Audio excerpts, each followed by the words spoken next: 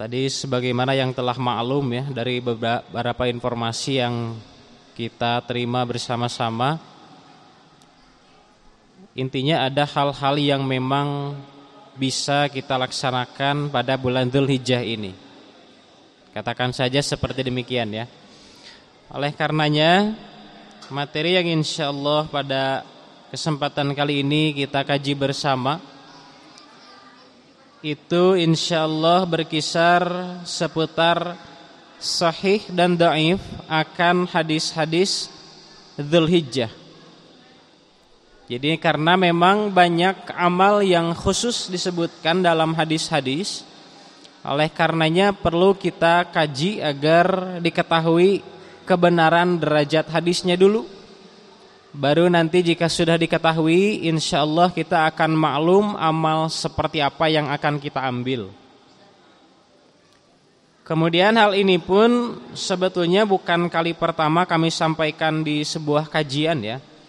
Karena bagi ikhwatu iman yang Ahad kemarin hadir di Masjid Al-Fitrah Pindad, qadarullah Al-Ustadz tidak bisa mengisi dan itu dilaksanakan oleh anak diisinya sebagaimana yang ditugaskan. Akan tetapi pada kesempatan saat itu materi yang disampaikan berkaitan khusus tentang fadilah 10 hari pertama di bulan Dzulhijjah saja. Nah, adapun materi yang insyaallah akan kita kaji nanti bersama bukan hanya terkait 10 hari pertama saja. Kendatipun insyaallah akan ada di antaranya fadilah di hari-hari tersebut. Yang sekarang bagi kita kiranya tinggal sisa berapa hari lagi? Sekarang tanggal berapa Dzulhijjah? 8 Dzulhijjah atau yang para ulama sering menyebut dengan Yaumut Tarwiyah, atau hari di mana pada pelaksanaannya jamaah haji disunnahkan, diperintah untuk membiarkan hadyu mereka atau hewan yang insyaallah akan dikurbankan itu menjadi kenyang dan cukup karena diberi minum. Dari kata irwa yarwi irwaan atau memberi minum. Makanya Yaumut Tarwiyah itu adalah hari di mana kita memberi minum hewan yang insyaallah akan dikurbankan. Wabil khusus bagi jamaah haji ya. Kenatipun kan di kita sama ya pada pelaksanaan. Kita akan melaksanakan Idul Kurban, Idul Adha, dan tentu saja sebelum menjelang hari H, hewan kurban yang akan dikurbankan disembelih tentu saja harus dalam keadaan fit. Bahkan sampai ada larangan khusus untuk tidak mengurbankan hewan yang cacat. Ini diantara hikmahnya agar kita menganggap bahwa ibadah kurban adalah ibadah yang serius, tidak bisa main-main, bahkan hewan kurbannya sekalipun tidak bisa main-main. Ada syarat khusus, bahkan umur yang khusus, jenis kelaminnya khusus, tergantung dari hewan kurban yang sudah dikhususkan pula. Kurang lebih seperti itu. Nah, hadirin ikhwatu iman yang dirahmati Allah Subhanahu wa taala, barangkali makalahnya sudah ada diterima semua ya.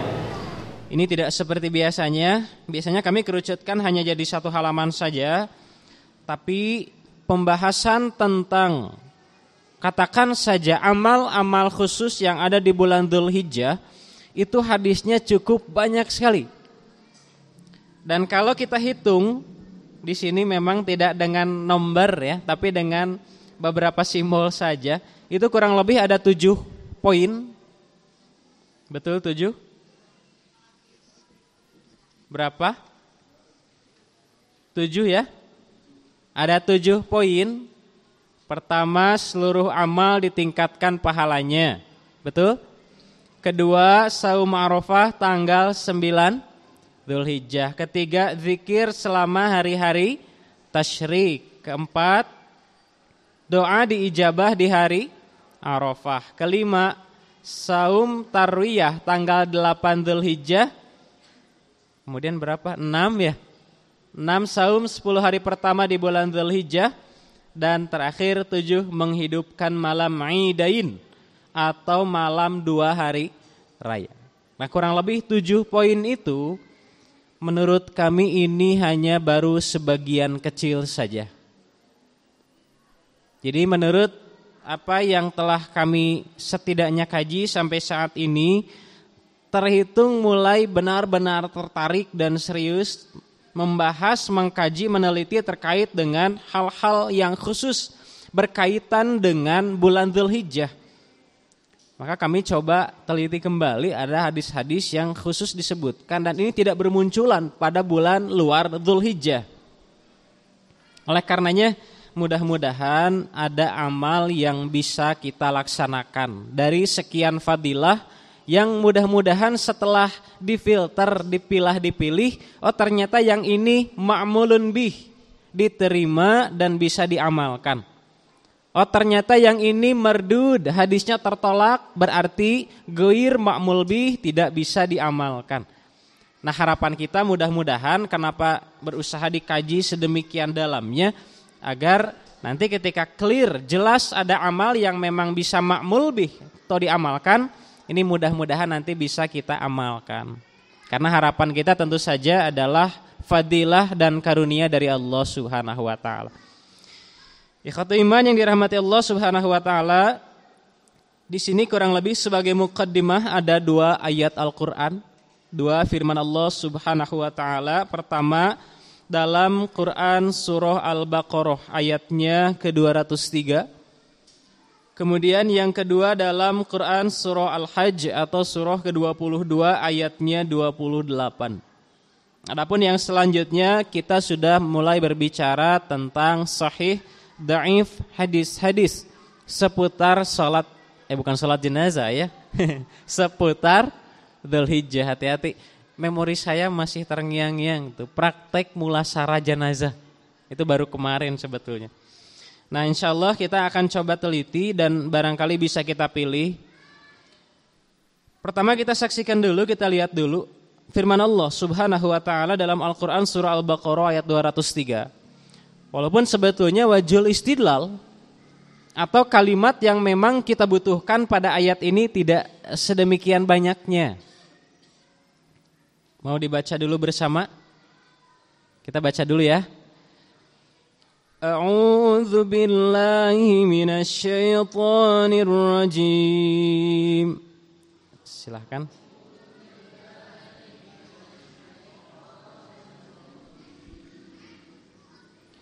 Wadhkurullaha fi ayyamin ma'dudat.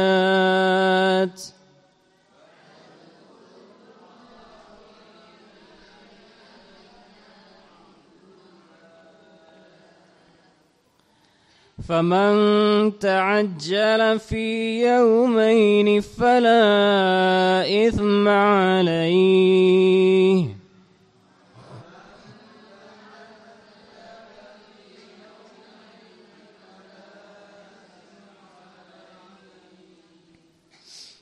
ومن تأخر فلا إثم عليه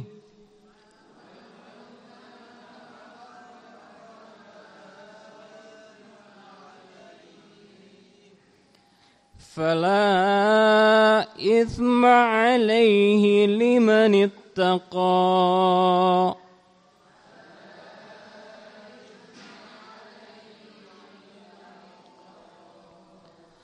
واتقوا الله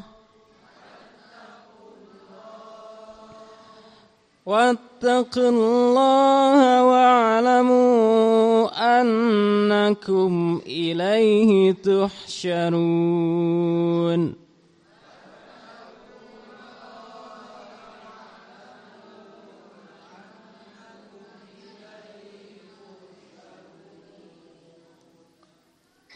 Cukup satu?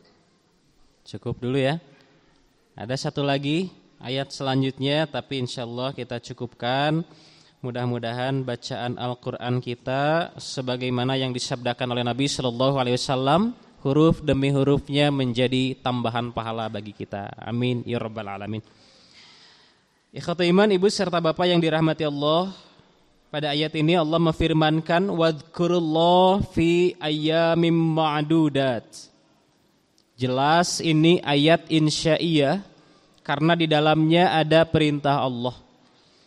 ketika di dalamnya ada larangan dari Allah untuk kita meninggalkan satu perbuatan, menjauhi satu perbuatan, itu menunjukkan insya'i. Oh, berarti bobotnya sudah bukan ikhbar. Ikhbar itu berita. Ketika ayatnya insya'iyah, ini berarti tegas akan ada objek yang sedang disuruh oleh Allah untuk melaksanakan sesuatu atau meninggalkan sesuatu. Nah, di sini ada perintah dari Allah. Perintahnya wadhkurullah, zikirlah dengan menyebut Allah fi ayyamim ma'dudat, pada hari-hari yang berbilang atau dalam beberapa hari yang berbilang. Faman ta'ajjala fi yaumaini fala itsma alaih, barang siapa yang ingin cepat berangkat dari Mina sesudah 2 hari, maka tidak mengapa baginya. Fala itsma alaih dalam Al-Qur'an itu banyak disebut, setidaknya yang kami dapati sekitar 14 kali kata fala itsma alaih dalam tema dan topik yang berbeda.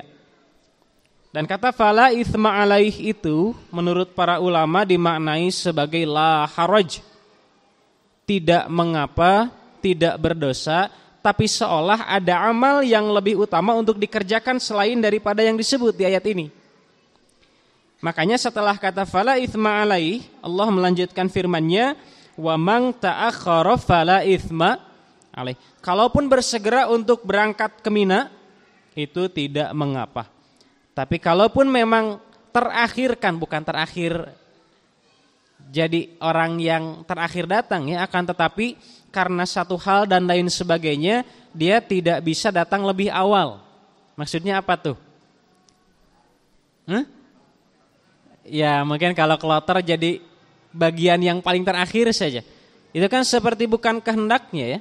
Akan tetapi jika ketetapannya sudah seperti itu, oh berarti ini adalah ketetapan yang memang harus dia ikuti saja, mudah-mudahan selama memang dalam bentuk ketaatan kepada Allah Subhanahu wa taala. Kendatipun barangkali hadirin ikhwatul iman pernah mendengar isunya sekarang itu ada masalah bagi jamaah haji. Entah ya, kalau di kita ada yang kena imbasnya tidak. Katanya khusus untuk yang mabit, betul ya. Jadi untuk yang mabit ada yang tidak kebagian. Sampai antara 2, jika mabit di Mina berarti istilahnya jadi tanazul. Jika ternyata ini untuk wukuf di Arafah, berarti dia hanya murur saja. Murur itu ya berarti datang, pergi. Yang namanya mabit itu kan harus bermalam ya. Mabit di Muzdalifah, mabit di Mina, oh berarti dia bermalam di sana. Tapi kalau orang yang datang ke sana kemudian pergi lagi, mabit bukan. Itu kan juga dipermasalahan. Nah sekarang ada katanya jamaah Indonesia yang kena imbas karena diantara sebabnya efek penuhnya jamaah haji Indonesia yang berangkat ke sana ditambah lagi jamaah haji yang dari negara-negara lain. Kemudian dampak kedua disebabkan karena tidak ada perluasannya area Mina, Arafah dan Muzdalifah yang menyebabkan ada sebagian orang yang hanya datang dan pergi saja. Bagi kita pertanyaan intinya apa? Sah tidak ibadah hajinya itu kan? Itu sangat masalah sekali. Makanya insya Allah jika tidak salah ya, katanya insya Allah ini akan disidangkan oleh Dewan Hisbah. Katanya mudah-mudahan nanti kita bisa menerima kesimpulannya sampai mendapat ketentraman bagi jamaah haji yang ternyata kena imbas itu kan bukan kemauan dirinya. Tapi dia kena imbas daripada aturan mungkin diantaranya pemerintah yang menetapkan sampai seperti demikian. Kita tidak akan berpanjang lebar ya ke arah sana, tapi di sini setidaknya masih berkaitan dengan proses pelaksanaan haji. Wa man ta'akhkhara fala itsma alaih, begitu pula kalau memang dia jadi tidak bisa datang lebih awal sebagaimana yang dia inginkan karena ada kendala. Ini ta'akhur, dia datang jadi terlambat bukan atas dasar kehendaknya, tapi memang seperti itulah ketetapan Allah Subhanahu wa taala. Katakan saja ada al-usru atau ada masyaqqah, kesulitan yang dia hadapi. Limanittaqo itu ditujukan bagi orang-orang yang bertakwa. Wattaqullah, dan bertakwalah kalian kepada Allah. Wa'lamu annakum ilaihi tusyarun, dan ketahuilah bahwa sesungguhnya kalian pada akhirnya akan dikumpulkan di hadapan Allah Subhanahu wa taala. Nah, ayat yang akan kita kaji sebetulnya pada kata pertama, wadhkurullaha fi ayyamim ma'dudatnya saja sampai sana. Kenapa demikian? Ayyamam ma'dudat difahami oleh beberapa orang para sahabat sampai sebagian ulama fikih menilai ayyamam ma'dudat sudah pada tahap muttafaq indas sahabiyyin Nabi sallallahu alaihi wasallam. Ini disepakati di kalangan para sahabat bahwa ayyamam ma'dudat adalah 10 hari pertama di bulan Dzulhijjah. Walaupun sebetulnya belum didapati tekstual secara jelas yang menunjukkan ayyamam ma'dudat berdasarkan sabda Nabi Muhammad sallallahu alaihi wasallam itu jatuh pada 10 hari pertama di bulan Dzulhijjah. Akan tetapi pendapat yang paling mendekati ini disepakati oleh para ulama 10 hari pertama di bulan Dzulhijjah. Dan apabila kita coba periksa lagi, kita coba teliti lagi, bulan Dzulhijjah itu bulan yang istimewa. Ketika kita maklum bulan Ramadan itu kan banyak fadilahnya ya. Futihat abwabul jannah wa ghulliqat abwabun nar wa sufidatish syaitin, sampai ada 3. Itu diantara fadilah yang paling minimalis. Belum lagi nanti keutamaan yang lainnya. Ternyata Dzulhijjah itu hampir sama posisinya sebagai bulan yang memiliki fadilah yang tidak enteng. Sampai ada salah sebuah keterangan yang menyatakan Ashhurul Haji itu Allah Subhanahu wa taala tetapkan hanya 3 bulan saja. Itu ada ayatnya kan? Ashhurul Hajj yang Allah tetapkan itu hanya 3 bulan.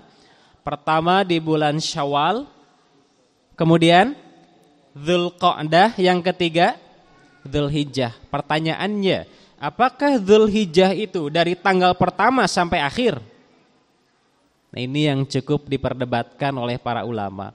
Tapi setidaknya dengan indikasi ayat fi ayyamim ma'dudat, berarti memang hanya pada hari-hari yang berbilang saja sudah ditentukan, sudah ditetapkan, dan itu adalah 10 hari pertama di bulan Dzulhijjah. Keterangan lain sampai menyatakan Ashhurul Hurum, bulan-bulan yang Allah haramkan. Disebut hurum karena memang Allah muliakan, karena di dalamnya ada keistimewaan, dan itu 4 bulan dalam hitungan 12 bulan Hijriyah. Kemudian Ashhurul Hurum dimaknai bulan-bulan yang haram, itu keterkaitan dengan peperangan. Di antara 4 yang paling dimuliakan adalah bulan Dzulhijjah. Ini alasan ternyata bulan Dzulhijjah ini mustahil diistimewakan jika tidak ada apa-apanya. Ketika pernah tidak kita mempertanyakan dalam Al-Quran surat apa yang berbicara tentang unta? Juz ke-30. Barangkali ada yang masih lupa? Ada yang masih ingat? Gimana itu ayatnya ya? Tidakkah kalian melihat unta bagaimana diciptakan? Kaifa ibilil khuliqat, yang seperti itu. Surat apa itu? Afala yang dzuruna ilal ibili kaifa. Ya Allah, masa lupa semuanya? Termasuk saya ya, mana lupa. Jadi firman Allah, tidakkah kalian memperhatikan bagaimana unta diciptakan? Pernahkah kita memperhatikan? Ternyata Imam Al-Qurtubi sampai membahas setidaknya ada 8 fadilah mengapa unta sampai harus dinotis, sampai harus diperhatikan. Wabil khusus kan itu muqaranatul ayatnya masih berbicara tentang ahli kitab sebetulnya asalnya. Tapi kita pun sebagai kaum mukminin yang senantiasa tafakur terhadap makhluk-makhluk Allah Subhanahu wa taala, pasti pada unta itu mustahil tidak ada keistimewaannya. Sampai oleh Allah sengaja difirmankan dalam Al-Qur'an dibanding makhluk-makhluk yang lainnya. Kemudian apakah ada ayat dalam Al-Qur'an yang membahas tentang nyamuk? Surat Al-Baqarah ayatnya Ada yang masih lupa? Sama-sama lupa ya. Wa ammal ladzina amanu wa ammal ladzina kafaru fayaquluna madza aradallahu bihadza mathala. Itu tentang orang-orang kafir. Allah sedang menggambarkan orang kafir melihat nyamuk, mereka bukan berpikir subhanallah ciptaan Allah indah luar biasa, tapi mereka berpikir Allah itu apa-apaan sih sampai bikin nyamuk segala, gitu kan? Wa ammal ladzina amanu faya'lamuna annahul haqqu mir rabbihim. Tapi jika orang yang beriman, apapun yang Allah ciptakan itu pasti benar. Kenapa? Dasarnya sudah imanan billah. Itu yang istimewa dan yang membedakan kita, diferensiasi yang sangat ketat antara kita dengan orang-orang kafir. Tapi coba kita kembali lagi ke sini. Nah, dari ayat-ayat tersebut kita maklum bahwa mustahil ada sesuatu yang Allah soroti tapi di sana tidak ada keistimewaannya, itu pasti mustahil. Termasuk ketika kita mendapati dalam Al-Qur'an Allah menyumpahkan tentang satu makhluk. Umpamanya wasyamsi waduhaha, demi matahari dan waktu duhanya. Itu kan mustahil, tidak ada apa-apanya. Artinya pasti ada yang istimewa. Nah, ketika di sini disebut wadhkurullaha fi ayyamin ma'dudat, mustahil ini tidak ada yang harus kita perhatikan. Pasti ada inti yang sangat penting yang akan bermanfaat bagi kita sebagai orang-orang yang beriman. Bahkan ditutup dengan kalimat wattaqullah. Betul kan? Dalam ayat yang lain, ya ayyuhalladzina amanuttaqullaha haqqa tuqatih. Sampai seperti itu terkait dengan ketakwaan kepada Allah. Kita lanjutkan pada ayat seterusnya atau dalam Quran surah Al-Hajj surah ke-22 ayat 28. Pada ayat ini Allah memfirmankan liyashhadu manafi'a lahum wa yadhkuru smallahi fi ayyamim ma'lumat, agar supaya mereka menyaksikan berbagai manfaat bagi mereka dan agar mereka berzikir dengan menyebut nama Allah pada hari-hari yang sudah maklum, diketahui. Tapi kenapa bahasanya maklumat? Oh, berarti bukan hanya satu hari yang sudah diketahui, tapi ada beberapa hari. Oleh karenanya para ulama seperti Ibnu Abbas, Abu Hurairah, Abdullah bin Umar, termasuk nanti tabi'in di generasi selanjutnya, mereka berpendapat bahwa ayyamam ma'lumat itu adalah 3 hari pada bulan Dzulhijjah, yakni tanggal 11, 12 dan 13, atau kita menyebutnya dengan ayyamut tasyriq, yaitu ketika kita selesai Idul Adha, besok mulai masuk hari-hari tasyrik. Nah, hari itulah yang oleh Allah Subhanahu wa taala seolah kita sedang diperintah zikir kepada Allah fi ayyamim ma'dudat dan zikir kepada Allah fi ayyamim ma'lumat. 2, ini kalimatnya hati-hati tertukar juga. Karena ma'dudat berarti yang 10 hari, sedangkan maklumat berarti yang 3 hari. Totalnya jadi berapa hari? 13. 10 dan 3. Yang 10 berarti 10 hari pertama di bulan Dzulhijjah, dan maklumat yang 3 hari itu adalah setelah tanggal 10, yakni 11, 12 dan 13. Di sini ada amal yang istimewa. Kita coba perhatikan di poin pertama. Di sini disebutkan seluruh amal ditingkatkan pahalanya. Ini dalam kesimpulan yang cukup sederhana ya. Sebetulnya apabila kita kembali kepada tekstual hadis, ini bahasanya luar biasa variatif sekali.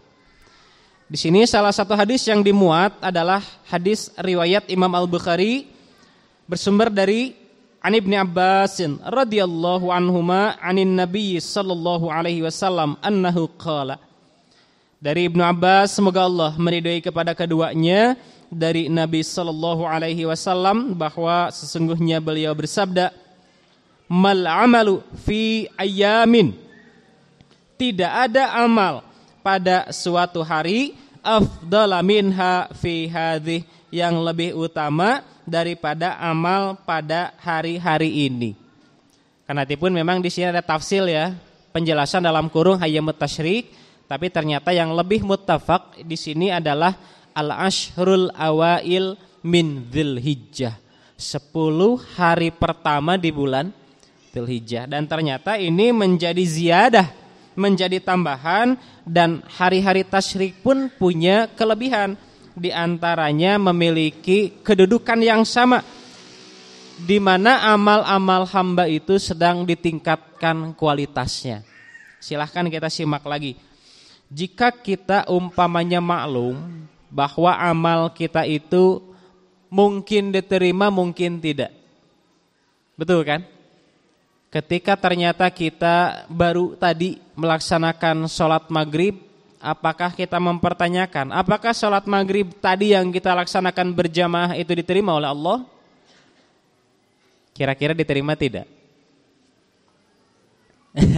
Kalau kita tafakur pasti pertimbangannya 2 kan? Mungkin diterima, mungkin.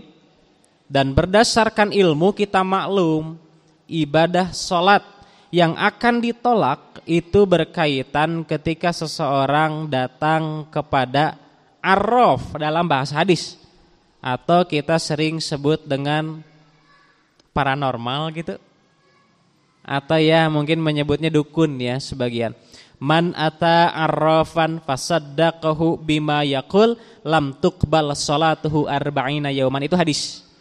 Barang siapa yang datang kepada arraf, orang yang ya disebut paranormal atau apapun itu, kemudian dia bertanya sampai dia membenarkan apa yang diyakini berkaitan dengan apa? Kalau sekarang mungkin seperti pekerjaannya gitu ya. Allah Subhanahu wa taala tidak akan menerima salatnya sebanyak 40 hari. Ada yang menyebutkan arba'ina layalian, 40 malam. Nah, berdasarkan hadis itu kita maklum, orang salat tapi dia masih membenarkan hal yang berbau syirik seperti itu, berarti mungkin sholatnya tidak akan diterima. Tapi kalau kita bersih dari yang seperti itu kan mungkin kita berpikir mudah-mudahan bisa diterima oleh Allah Subhanahu wa taala. Jika hari-hari biasa, katakan saja amal kita itu mungkin diterima, mungkin ditolak. Pada hari-hari ini atau yang tadi disebut fi ayyamin afdhala minha, alias pada 10 hari pertama di bulan Dzulhijjah, dan kedua 3 hari yakni tanggal 11, 12 dan 13, berdasarkan hadis ini amal-amal yang kita laksanakan itu bukan lagi pada tingkat yang sunnah bahasanya. Apakah ketika kita melaksanakan saum Senin Kamis hukumnya wajib atau sunat? Kita saum Senin Kamis osok. Apakah kita melaksanakan saum Senin dan Kamis? Insyaallah bagi yang sudah biasa melaksanakan itu memang hukumnya sunat, tapi pahalanya luar biasa. Satu di antara saum sunat yang jarang ditinggalkan oleh Nabi Muhammad sallallahu alaihi wasallam. Kendatipun sunat tapi kan jelas pahalanya. Nah, ketika biasanya hukumnya seperti itu saja, dalam hari-hari yang ini tadi 10 hari pertama plus 3 hari pada ayyamut tasyrik, amal hamba itu naik menjadi afdhala minha, jadi afdaliyah. Katakan saja seperti ini. Orang yang dia dalam keadaan safar, dia diberi rukhsah untuk boleh bertayamum. Akan tetapi bagi hamba tersebut wudu itu lebih afdal, lebih utama, lebih baik. Jadi boleh tidak kalau kita sedang jadi musafir kemudian kita bertayamum, boleh tidak? Boleh. Namanya juga rukhsah. Rukhsah itu biasanya dalam bahasa hadis lain ya, sadaqatun tasaddaqallahu biha ibadah. Itu sedekah dari Allah. Yang Allah itu ingin bersedekah kepada hamba. Masa ada hamba yang tidak ingin menerima sedekah dari Allah? Meni asaku sombong. Betapa sombongnya hamba tersebut. Tapi ternyata berdasarkan fikih ulama disepakati bahwa tetap yang utama adalah berwudu. Maka wudu sebagai afdaliyah yang lebih baik, lebih utama dibanding tayamum dalam keadaan safar. Seperti itu. Orang dalam keadaan safar, dia sengaja memilih berwudu karena ingin afdaliyah, keutamaannya. Semakin afdal artinya pahalanya akan semakin banyak, semakin besar, semakin baik. Itu yang disebut dengan afdaliyah. Kita kembali kepada bahasa hadis tadi. Mal amalu fi ayyamin afdala minha. Tidak ada amal yang lebih utama untuk dilaksanakan. Katakan saja, sehari-hari kita beramal kepada Allah. Yang wajib jelas itu hukumnya tidak boleh ditinggalkan. Ketika ditinggalkan jadi dosa. Kemudian sisi lain kita pun melaksanakan yang sunat-sunat. Yang sunat kita dapat pahala karena hukumnya sunat. Tapi jika hukumnya afdaliyah, itu pahalanya luar biasa. Sama seperti gambaran yang tadi. Kita dalam keadaan safar, bepergian, tapi dengan sengaja kita memilih tayamum sebagai rukhsah ya. Kita dengan sengaja memilih berwudu. Kenapa? Karena kita yakin lebih afdal, ini lebih utama. Oleh karenanya orang yang beramal hari-hari biasa tapi masuk 10 hari di bulan Dzulhijjah, dia amalnya lipat gandakan tuh. Sampai akhirnya timbangan amal solehnya pun jauh berlipat-lipat di hadapan Allah Subhanahu wa taala. Fikihnya 2 sebetulnya. Pertama, kalau di hari biasa amal dia itu hanya 10 umpamanya. Dia beramal 10 kali amalan gitu ya. Nah, pahala di hari-hari biasa umpamanya nilainya 20. Karena kan di agama Islam itu satu kebaikan tidak akan satu pahalanya kan? Paling minimal 10 kali lipat. Jadi umpamanya kalau kita buat perumpamaan 10 kali beramal pahalanya 20 kali. Itu di hari-hari biasa. Tapi jika di bulan Dzulhijjah, wabil khusus 10 hari pertama dan ayyamut tasyrik, 10 kali beramal pahalanya bisa menjadi 30 bahkan lebih.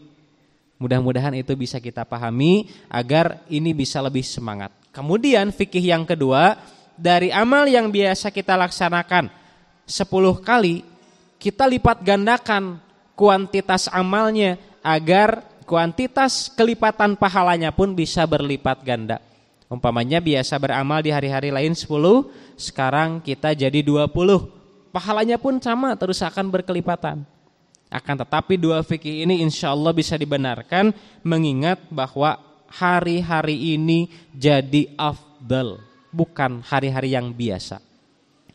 Bahkan dalam riwayat yang lain diantaranya Ibnu Majah, At-Tirmidzi, Ad-Daruqutni, mereka mengungkap dengan bahasa ahabbu ilallah, lebih dicintai oleh Allah. Seperti ini. Kalau ada pertanyaan, kira-kira akan kita pilih amal yang mana? 1, amalnya itu banyak tapi dilaksanakan hanya sekali. Yang kedua, amalnya kecil tapi dilaksanakan secara kontinu. Kira-kira kita pilih yang mana? Mau yang sekali tapi jedur langsung besar nih? Atau yang kedua, kita akan pilih yang ringan saja tapi kontinu dawam. Kira-kira kita yang mana? Nomor 2, nomor 1? Yakin? Betul ya. Insya Allah pilihan ikhwatu iman muwafaqah dengan sabda Nabi Sallallahu Alaihi Wasallam. Ini sudah sangat berkesesuaian. Mengapa? Nabi menyabdakan khudzu minal a'mal ma tutiqun. Ambil dari amal-amal itu yang kalian mampu. Kalau kata orang Sunda, tong ngarawuku siku. Mengambil itu dengan telapak tangan, bukan dengan sikut. Kita itu tidak berkemampuan mengambil sesuatu. Artinya kalau kita mengambil ya jangan dengan sesuatu yang bukan seharusnya. Ambillah dengan telapak tangan sebagaimana ketentuan dari Allah Subhanahu wa taala. Ini pun sama. Kalau kita beramal jangan mewah-mewah. Oh ini luar biasa nih. Menghidupkan malam selama 12 jam tanpa tidur sedikit pun, ini pahalanya luar biasa. Ringan atau berat? Kira-kira ringan berat? Apalagi mungkin kalau yang sudah ada usianya ya. Mungkin kalau yang masih muda-muda masih kemungkinannya besar, tapi kalau sudah semakin tua katanya ya waktu istirahatnya butuh lebih, kenatipun untuk istirahat itu biasanya susah katanya. Oleh karenanya berdasarkan sabda Nabi ini kita ambil yang kita mampu saja dulu. Kemudian fa inna ahabbal a'mali ilallah, karena sesungguhnya amal yang lebih Allah cintai ini bahasanya ahabbul a'mal. Sama dengan hadis tadi. Adwamuha wa in qalla. Amal yang lebih Allah cintai itu bukan sekaligus besar tapi sekali saja, tapi kecil dan dilaksanakan secara kontinu, dawam, istiqomah, terus menerus. Ini lebih dicintai oleh Allah. Berarti amal yang sekali langsung besar pun sama, masih Allah cintai. Tapi mana yang lebih Allah cintai? Itu yang sedikit-sedikit tapi dawam. Nah, hadirin ikhwatul iman, kenapa perbandingan tersebut kami haturkan? Agar bisa maklum bahwa memang hari-hari pada 10 hari pertama di bulan Dzulhijjah, dalam bahasa yang ringan bisa kita katakan seluruh amal sedang ditingkatkan pahalanya. Maka mudah-mudahan kita kan masih ada sisa hari ya. Sekarang kan kita tadi tanggal 8. Berarti masih ada 9 dan 10. Atau usad mamani ayeuna, ya jangan mengeluh.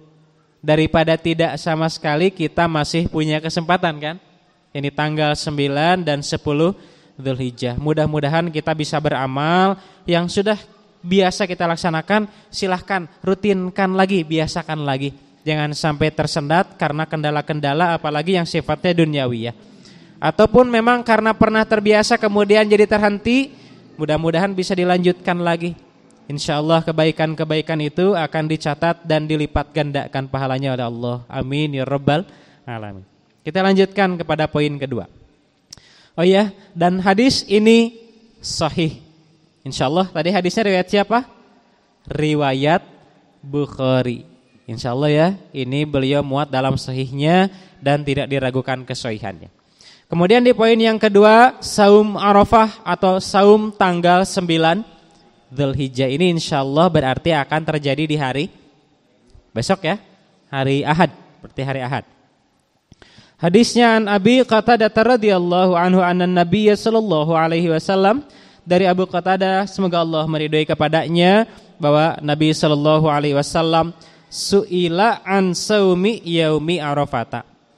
Beliau itu pernah ditanya tentang saum Arafah.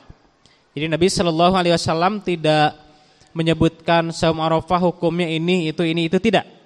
Tapi kita lihat jawaban Nabi sallallahu alaihi wasallam. Faqala sallallahu alaihi wasallam, maka Nabi sallallahu alaihi wasallam menyabdakan yukaffirus sanatal madiyata wal baqiyata. Saum Arafah saumnya hanya 1 hari, akan tetapi akan dihapus dosa selama 2 tahun. Yakni 1 tahun yang telah lalu dan 1 tahun yang akan. Apakah ini istimewa? Ini diantara satu keistimewaan. Ini belum yang lainnya.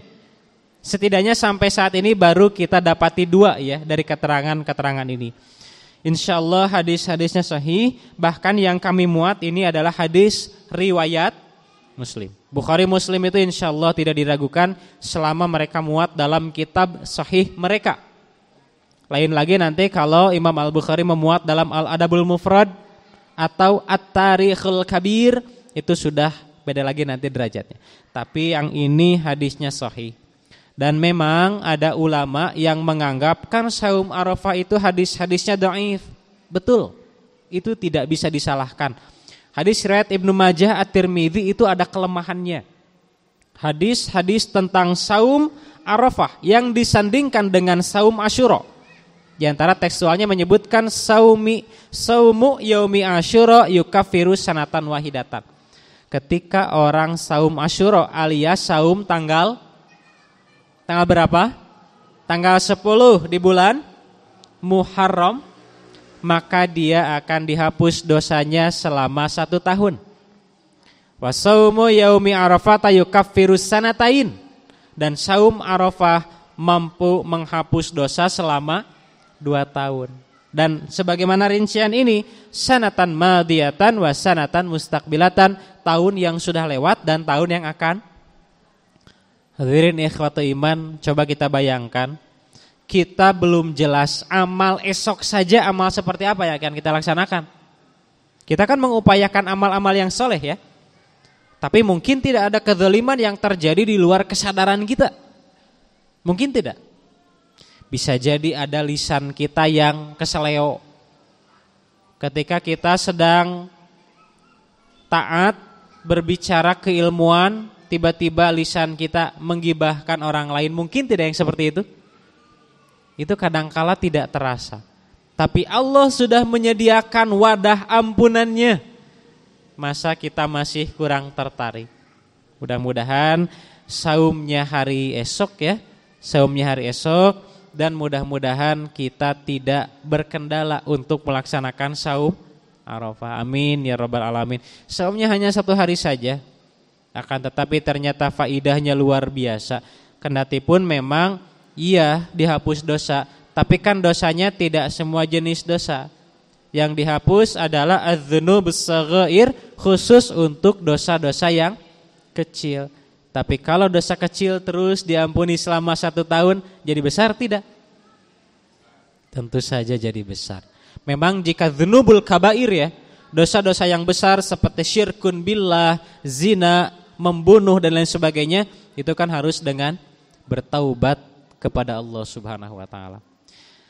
Poin yang kedua, insyaallah hadisnya sahih dan bisa kita amalkan. Sekali lagi mudah-mudahan besok kita berkesempatan melaksanakan saum Arafah. Amin ya rabbal alamin. Kemudian yang ketiga, zikir selama hari-hari tasyrik. Kita baca dulu hadisnya. Qala Ibnu Abbas, "Wadhkurullaha fi ayyamin ma'lumat, ayyamul ashri, wa ayyamul ma'dudat, ayyamut tasyrik." Ibnu Abbas menyatakan bahwa zikir kepada Allah pada hari-hari yang maklum itu ternyata hari-hari yang 10, sedangkan hari-hari yang ma'dud itu adalah hari-hari tasyrik. Wa kana Ibnu Umar wa Abu Hurairah yakhrujani ila suq fi ayyamil ashri. Sedangkan Abu Hurairah serta Ibnu Umar, bukan Umar bin Al-Khattab ya, akan tetapi Ibnu Umar, keduanya keluar menuju pasar pada hari-hari yang 10, yukabbirani, keduanya sambil bertakbir. Wa yukabbirun nasu bitakbirihima, sehingga orang-orang pun ikut bertakbir senada dengan takbir yang tadi 2 sahabat laksanakan, yakni Ibnu Umar dan Abu Hurairah. Nah, di sini memang belum benar-benar signifikan apakah takbirnya itu takbiran atau takbirnya dengan hanya mengucapkan Allahu Akbar. Itu takbir bukan?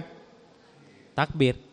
Tapi kalau Allahu Akbar, Allahu Akbar, eta mah kan takbiran. Itu takbiran kan? Kita identik menyebutnya itu dengan takbiran. Tapi kalau kita mengucapkan Allahu Akbar, itu kan takbir. Dan hadis ini menyebutkan yukabbironi, keduanya baik Abu Hurairah dan Ibnu Umar bertakbir. Takbirnya seperti apa? Nah, ini memang yang belum ada rinciannya.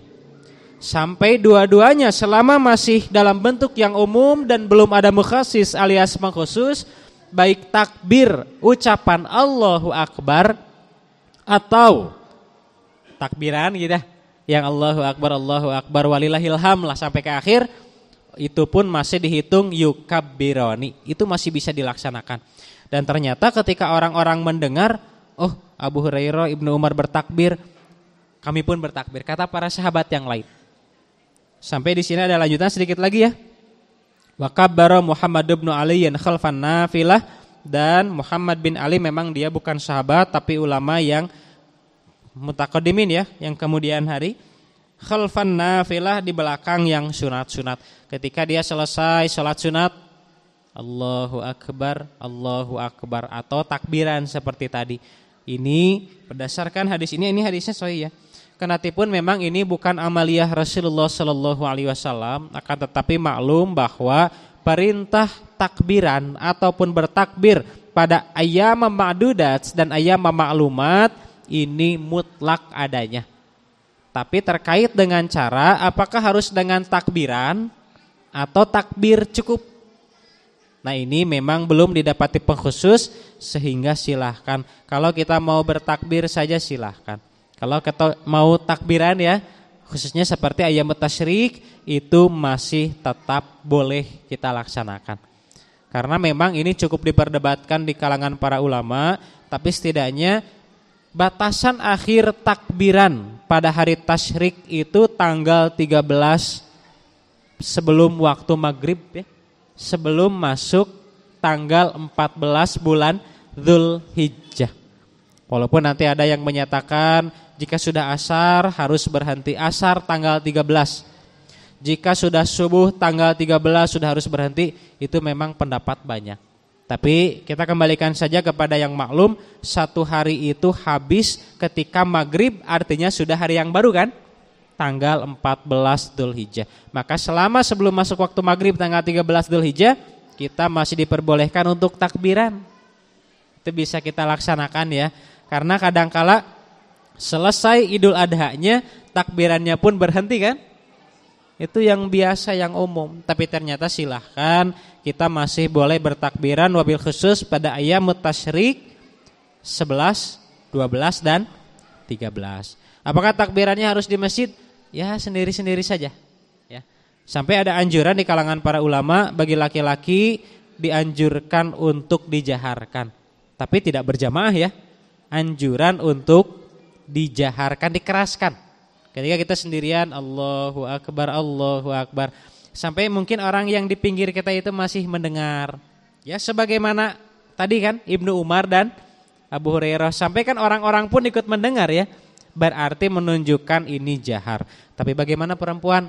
Perempuan lebih diutamakan untuk sir saja. Itu pun kalau mau dilaksanakan. Amalnya kan sunat ya. Sunat itu kita posisikan sebagaimana hukumnya, dilaksanakan dapat pahala dan ditinggalkan disiksa tidak? Kalau ditinggalkan disiksa tidak? Tidak. Tapi apakah dapat pahala? Kalau ditinggalkan ya tidak ya. Itu sayangnya. Kita lanjutkan. Sudah waktu azan kah? 3 menit? Oh 2 menit. Bisa kita percepatkah ini? Ada beberapa poin juga ya. Jadi kami katakan doa atau doa. Ini poin ke berapa tadi? Keempat ya. Poin keempat, doa diijabah di hari Arafah. Ini pun sebetulnya masih dalam penelitian kami. Tapi sejauh yang kami baca, hadis ini sahih dan bisa diamalkan. Kita baca dulu hadisnya. An Abdullah bin Amrin radhiyallahu anhu, dari Abdullah bin Amr, semoga Allah meridhai kepadanya, qala, ia berkata, qala Rasulullah sallallahu alaihi wasallam, Rasulullah sallallahu alaihi wasallam bersabda, khairud du'a du'a'u yaumi Arafata. Sebaik-baik doa adalah doa pada hari Arafah. Kalau kita maklum, doa itu ada sa'atul ijabah. Saat-saat di mana doa itu jadi istimewa. Seperti umpamanya kalau kita selesai berwudu, kita mendoakan seseorang atau yang lainnya, kita sudahi dulu ya. Mungkin nanti dilanjut yang tersisanya saja. Mudah-mudahan tidak memakan waktu yang cukup banyak juga. Dan karena memang termasuk hal yang penting juga nih di 3 poin terakhir, mudah-mudahan bisa dilanjutkan dulu ya. Dan tidak dulu beranjak ke tempat yang lain. Itu dulu barangkali, insya Allah nanti kita lanjut setelah sholat isya berjamaah. Kita simpulkan saja di poin kelima, saum tarwiyah tanggal 8 Dzulhijjah. Kita bacakan saja hadisnya. Rasulullah sallallahu alaihi wasallam bersabda, saumu yaumit tarwiyati kafaratu sanatin. Kalau ada orang yang saum hari tarwiyah atau tanggal 8 Dzulhijjah hari ini, itu Nabi menyabdakan akan menjadi kifarat 1 tahun, dan saum hari Arafah kifarat 2 tahun. Kalau saum hari Arafahnya tadi kita maklum itu berangkat dari hadis yang sahih.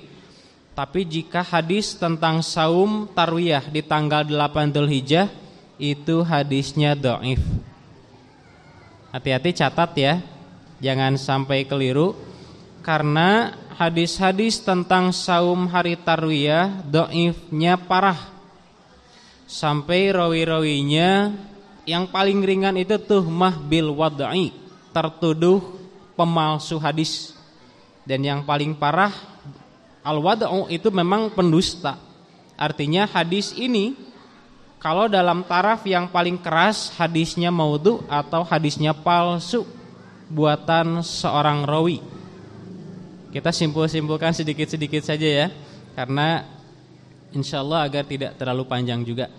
Kemudian di poin ke-6 tentang saum 10 hari pertama di bulan Dzulhijjah, atau dalam hadis lain disebut 9 hari pertama di bulan Dzulhijjah. Itu hadis-hadisnya banyak, bukan hanya satu. Yang dicantumkan di sini hanya dari Abu Hurairah, Nabi menyabdakan inna siyama yaumin minal ashri kasanatin. Sesungguhnya jika ada orang yang saum 1 hari saja dari 10 hari pertama di bulan Dzulhijjah, itu hakikatnya seperti saum 1 tahun. Kalau saum 1 hari 1 tahun, maka 9 hari berarti 9. Mantap kan? Tapi sayang hadisnya dhaif. Ini hadis-hadisnya dhaif. Belum kami temukan sayangnya ya. Sampai detik ini belum kami temukan satu hadis pun yang sahih tentang saum 9 hari pertama katakan saja. Karena kan tanggal 10-nya kita Idul Adha ya. Idul Adha kita tidak boleh, haram hukumnya untuk saum. Nabi SAW menyabdakan ayyamul akli wasyurbi, itu hari-hari sengaja untuk makan dan minum. Dengan sengaja kita saum, misalkan kita mau lanjut saum Daud, qadarullah umpamanya Idul Adhanya hari Kamis, hari Senin, hari itu libur dulu saum apapun wayahna. Kalau yang biasa saum, insyaallah dengan tidak saumnya jadi ketaatan ya. Terbiasa saum, tapi ketika diperintah untuk tidak saum kemudian dia taat tidak saum, tidak saumnya itu jadi ketaatan, bukan sedang tidak taat. Hati-hati. Kemudian terakhir tentang menghidupkan malam Idain, termasuk nanti berarti malam besok ya, menuju hari Senin nih. Itu kan malam Idul Adha. Karena memang hadisnya berbunyi seperti ini. Ini sabda Rasulullah sallallahu alaihi wasallam, "Man ahya lailatal Id imanan wahtisaban lam yamut qalbuhu hatta tamutil qulub." Barang siapa yang menghidupkan 2 malam Id, berarti ketika masuk waktu maghrib malam tanggal 10 ya, malam tanggal 10 Dzulhijjah atau malam tanggal 1 Syawal untuk Idul Fitri, kemudian dia dengan sengaja tidak tidur, tapi diisi dengan membaca Al-Quran, tadarus ilmu, fikih, apapun amal-amal soleh saja, dia akan diberi pahala oleh Allah. Ketika hati manusia diwafatkan, hati hamba ini akan senantiasa tetap hidup. Ini pun ternyata hadisnya sama-sama dhaif. Hadis yang dimuat di sini Ibnu Majah dan Ad-Darqutni, kedhaifannya memang ada beberapa sebab, seperti diantaranya Muhammad bin Bishr, kemudian Amr bin Turafi al-Malai, dan rawi-rawi lain yang dinilai majhul, kemudian dinilai rawi-rawi yang katsirul ilham, serta tuhmah bil wad'i juga ada yang paling parah. Hadirin ikhwati iman yang dirahmati Allah Subhanahu wa taala, untuk 3 poin terakhir ya. Pertama, saum tarwiyah alias saum tanggal 8 Dzulhijjah, ini hadisnya sekali lagi dhaif dan belum kami temukan yang sahih. Jadi barangkali ada yang mengamalkan, tentu saja harus ada dalilnya dulu. Sikap kita terhadap hadis dhaif dengan sengaja meninggalkan. Kemudian yang nomor 7-nya nih, menghidupkan malam Idain, ini memang hampir disepakati katakan saja hadisnya berangkat dari hadis yang dhaif. Termasuk nanti dalam sebuah kitab yang bernama Khulasatul Ahkam yang disusun oleh Imam An-Nawawi, itu sepakat hadis-hadis baik semakna ataupun selafad tentang keutamaan malam Idain, Idul Adha dan Idul Fitri, itu hadis-hadisnya dhaif. Itu hampir disepakati. Adapun yang nomor 6 nih, ini cukup debatable sebetulnya, terkait dengan saum 9 hari sajalah ya. Kita katakan 9 hari pertama di bulan Dzulhijjah, karena memang hadis-hadisnya cukup banyak. Kan tetapi sejauh penelitian kami, ini tidak kami amalkan karena dari kumpulan hadis-hadis tentang saum 9 hari pertama ternyata belum kami dapati yang sahihnya. Dan terus terang sampai saat ini ana belum pernah melaksanakan. Pertama, jika dulu karena masih kecil belum sebagai makhluk mukallaf. Setelah terhitung sebagai makhluk mukallaf, belum tahu ilmunya. Dan insya Allah sekarang sudah tahu ilmunya, tapi masih tetap dilaksanakan karena meyakini hadis-hadisnya dhaif. Kurang lebih seperti itu. Barangkali mudah-mudahan bisa dipaham ya terkait dengan bagian-bagian yang dhaifnya, agar sengaja nanti barangkali ada yang membaca makalah kemudian ini disangka sunnah, hati-hati ya. Mudah-mudahan nanti bagi yang mendengar informasi ini bisa disampaikan. Hadirin ikhwatu iman, barangkali itu kiranya ala kulli hal yang bisa disampaikan. Sekali lagi terkait sahih dan dhaif hadis-hadis seputar Dzulhijjah, mudah-mudahan bisa dicatat dengan baik. Sampai tadi yang sunnah-sunnahnya mudah-mudahan kita berkesempatan ya untuk melaksanakan. Kemudian karena kita tanggal 8 hari ini, berarti masih ada kesempatan untuk melaksanakan beberapa amal yang tadi, termasuk fadilah-fadilah yang luar biasa. Dan untuk hadis-hadis yang dhaifnya mudah-mudahan kita tinggalkan dengan keyakinan bahwa insyaallah ada amal yang lebih afdal dengan melaksanakan bersumber dari hadis-hadis yang sahihnya. Itu saja barangkali yang bisa disampaikan. Mohon maaf apabila ada kesalahan ataupun kealfaan. Sekali lagi mudah-mudahan pertemuan kita hari ini bisa membuahkan keilmuan yang luar biasa. Kemudian lebih daripada itu ilmu yang kita terima ini bisa menjadi amal-amal yang soleh di kemudian hari. Amin ya rabbal alamin. Mohon maaf pula atas segala kesalahan ataupun kekhilafan. Aqulu qouli hadza wa astaghfirullah li wa lakum. Rabbana atina fid dunya hasanah wa fil akhirati hasanah wa qina adzabannar. Wassalamualaikum warahmatullahi wabarakatuh.